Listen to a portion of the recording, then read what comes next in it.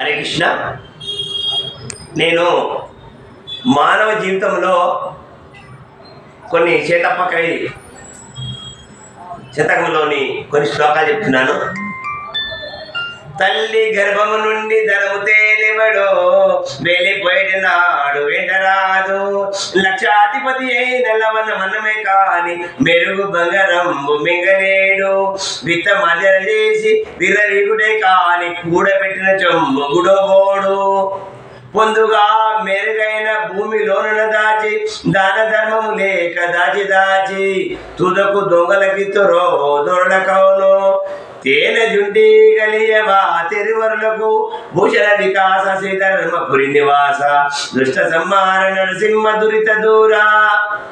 మానవ వచ్చేందుకు మనం ఎవరికైనా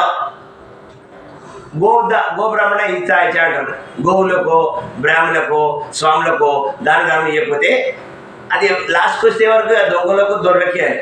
అదేవిధంగా మానవ జీవితంలో మనం ఏ విధంగా ఉండాలి అనేది బతికి నన్నాళ్ళు నీ భజన జితులు కాని మరణ కాలమునేమో మరతునేమో.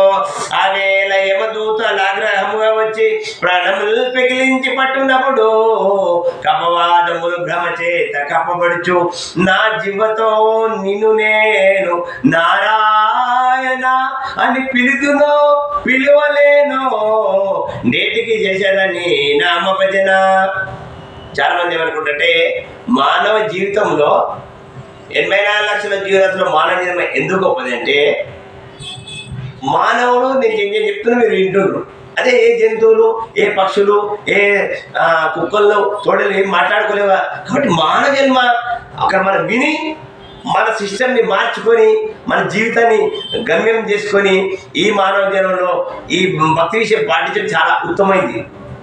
ఎందుకంటే అందరికీ జన్మ వృత్తి జరా వ్యాధి ఈ 4 నుంచి బయటపడాలంటే ఈ కలియుగంలో ఈ యుగధర్మం రెండవ స్వర్ణ ఉంది. కాబట్టి ఎవరైతే కృష్ణ రామ గోవింద్ అంటారో వాళ్ళు సంసారంలో ఉన్ని కష్టాలన్నీ వెళ్ళిపోతాయి.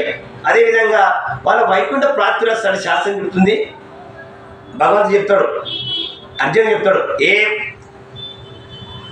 ఏమని చెప్తాడు, ఆ బ్రహ్మ బోర్ణలోక మాము పెద్ద అర్జున బ్రహ్మలోకం నుంచి పాతాలోకం వరకు జన్మ వృద్ధి జరావ్యాధి. కానీ నా లోకానికి వస్తే నా వైకుంఠ ధామకు వస్తే జన్మ వృద్ధి జరావ్యాధి అని చెప్తాడు. కాబట్టి ఈ కలియుగంలో మానవ జీవితం తీసుకున్నందుకు దుర్లభమైన మానవ జీవితం వచ్చింది. కాబట్టి మనము కృష్ణారామ గోవింద ఈ జపం చేస్తే ఎన్ని పాపాలన్నీ నుంచి బయటపడవచ్చు అని శాస్త్రం చెప్తుంది. కాబట్టి మీరు కూడా ఈ జపం జపించండి, తరించండి, ఆనందించండి. హరే కృష్ణ.